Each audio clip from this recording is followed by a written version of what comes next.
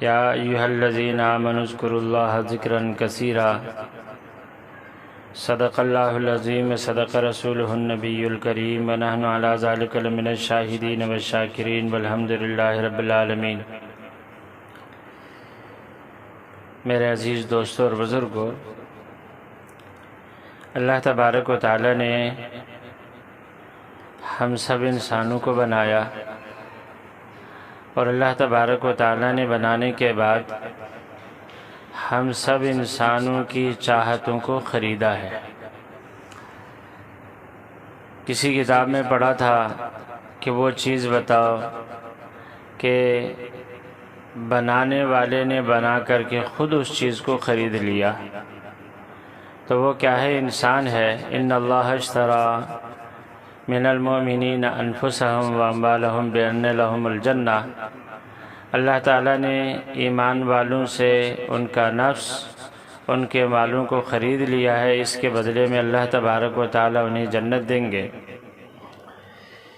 تو اللہ تبارک و تعالیٰ نے ہمیں پیدا کرنے کے بعد ہمیں خرید لیا ہے۔ اب ہماری چاہت، ہمارے اوقات، ہمارے شب و روز اللہ تبارک و تعالیٰ کی مرضی کے مطابق چلنے چاہیے۔ اس کی چھوٹی سی مثال میں دے دوں، جیسے پاکستان ہے، پاکستان بیرون ممالک سے قرضہ لیتا ہے، قرضہ لینے کے بعد پھر جو کچھ وہ کہتے ہیں کہ بجلی پہ ٹیکس بڑھاؤ، بجلی کے ریٹ بڑھاؤ، تو بڑھانے لگ جاتے ہیں، پیٹرول کے ریٹ بڑھاؤ، بڑھانے لگ جاتے ہیں، عوام پہ دوسرے قسم کے ٹیکس لگاؤ تو ٹیکس لگانے لگ جاتے ہیں۔ اللہ تبارک و تعالیٰ انسانوں کی طرح بے رحم نہیں ہے، البتہ اللہ تبارک و تعالیٰ نے انسانوں کو حکم دیا کہ میرے بندو، میں نے تمہیں بنایا ہے، اب بنانے کے بعد اگر تم میری مرضی کے مطابق زندگی گزارو گے تو تمہاری باڈی کو میں تکلیف سے بچاؤں گا، دنیا میں بھی اور آخرت میں بھی، اور اگر میری مرضی کے مطابق نہیں گزارو گے تو دنیا میں بھی تکلیف سہنی پڑے گی اور آخرت کی تکلیف یقینی ہے۔ اس لیے اللہ تبارک و تعالیٰ نے بار بار قرآن کریم میں فرمایا، اللہ کو یاد کرو، اللہ کو یاد کرو، اللہ کو یاد کرو۔ ہم دنیا میں آئے ہیں، آنے کے بعد اللہ تبارک و تعالیٰ سے ہم دور ہو جاتے ہیں۔ اللہ تبارک و تعالیٰ کے ساتھ کنٹیکٹ کرنے کے لیے اللہ تبارک و تعالیٰ نے اپنے ذکر کا حکم دیا ہے۔ مسلم شریف کی ایک روایت ہے، نبی کریم صلی اللہ علیہ وسلم فرماتے ہیں کہ جب کچھ لوگ اکٹھے بیٹھ کر کے اللہ کو یاد کرتے ہیں تو وہاں پر فرشتے اللہ تبارک و تعالیٰ کی طرف سے ایک فرشتوں کی خصوصی ٹیم ہے جن کا کام صرف یہ ہے کہ دنیا میں یہ تلاش کریں کہ ذکر کی مجلس کہاں ہو رہی ہے۔ جہاں ذکر کی مجلس ہو جاتی ہے تو وہاں پر وہ اکٹھے ہو کر کے بیٹھ جاتے ہیں اور خود بھی ذکر میں شامل ہو جاتے ہیں۔ یہ فرشتوں کی ٹولی اس کے بعد اللہ تبارک و تعالیٰ کے سامنے جاتی ہے۔ اللہ تبارک و تعالیٰ جاننے کے باوجود ان سے پوچھتے ہیں، یہ بتاؤ تم کہاں سے آئے؟ تو وہ کہتے ہیں کہ اللہ تیرے ایسے بندوں کے پاس آئے جو تجھے یاد کر رہے تھے۔ اللہ تبارک و تعالیٰ ان سے پوچھتے ہیں، کیا انہوں نے مجھے دیکھا ہے؟ کہتے ہیں کہ اللہ دیکھا تو نہیں۔ اللہ پھر فرماتے ہیں، کیا اگر وہ مجھے دیکھ لیتے تو ان کا کیا حال ہوتا؟ کہتے کہ اللہ ذکر میں اور بھی زیادہ وہ محنت کرتے، کوشش کرتے، مجاہدے اٹھاتے۔ پھر اس کے بعد اللہ پوچھتے ہیں کہ وہ کیا مانگتے تھے؟ کہتے ہیں کہ اللہ تیری جنت مانگتے تھے۔ اللہ پوچھتے ہیں، کیا انہوں نے میری جنت دیکھی ہے؟ تو وہ کہتے ہیں کہ اللہ دیکھی تو نہیں ہے۔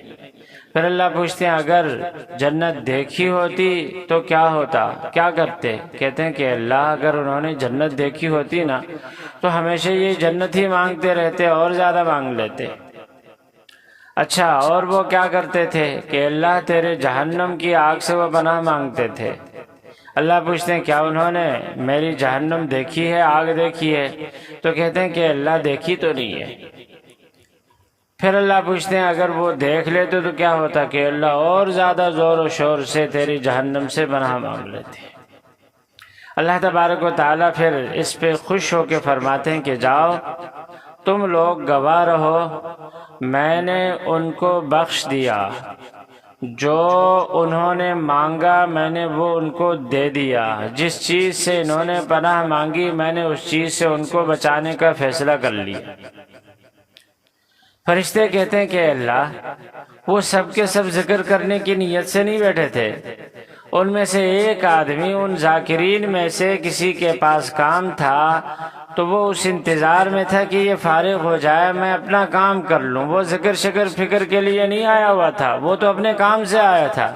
اللہ تبارک و تعالیٰ فرماتے ہیں کہ دیکھو یہ ایسے لوگ ہیں کہ ان کے ساتھ بیٹھنے والا محروم نہیں ہوتا۔ اس لیے دوستو کہیں پر بھی ذکر کی مجلس ہوتی ہے تو کچھ ٹائم وہاں پر بیٹھ جایا کریں، ذکر کر لیا کریں، اور انفرادی طور پر جب ہم اپنے بستروں میں جاتے ہیں تو پھر وہاں پر بھی اپنے اللہ کو یاد کر لیا کریں، اللہ اللہ کر لیا کریں۔ ایسے سونا تو ویسے ہی ہے، تو ساتھ ساتھ اللہ کو یاد کر کے سو جائیں۔ خالی جب ہم کہیں بیٹھتے ہیں کوئی کام نہیں ہوتا ہے تو وہاں پر اللہ اللہ کر لیا کریں۔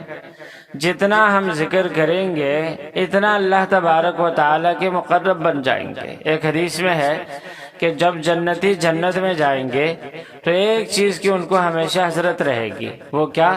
وہ کہیں گے کہ کاش کہ دنیا کا کوئی لمحہ ذکر کے بغیر ہمارا نہ گزرا ہوتا۔ تو یہ جو ہماری زندگی کا ٹائم ہے نا، تو ہمارا ایک میٹر اسٹارٹ ہو چکا ہے۔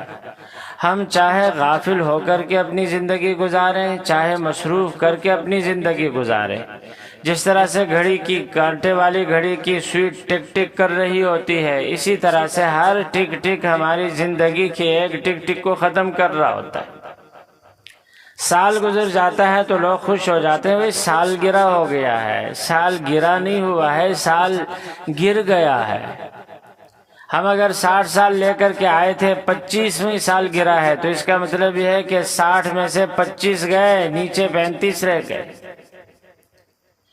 26 گئے، نیچے 34 رہ گئے، اور اگر 30ویں سال گرا ہے تو 30 سال ہمارے گزر گئے، اب صرف 30 رہ گئے۔ اللہ اکبر۔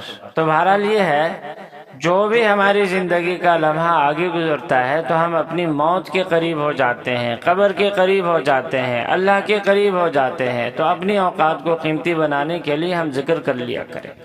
اب تھوڑی دیر کے لیے بیٹھتے ہیں، سارے ساتھی اپنے دل کی طرف متوجہ ہو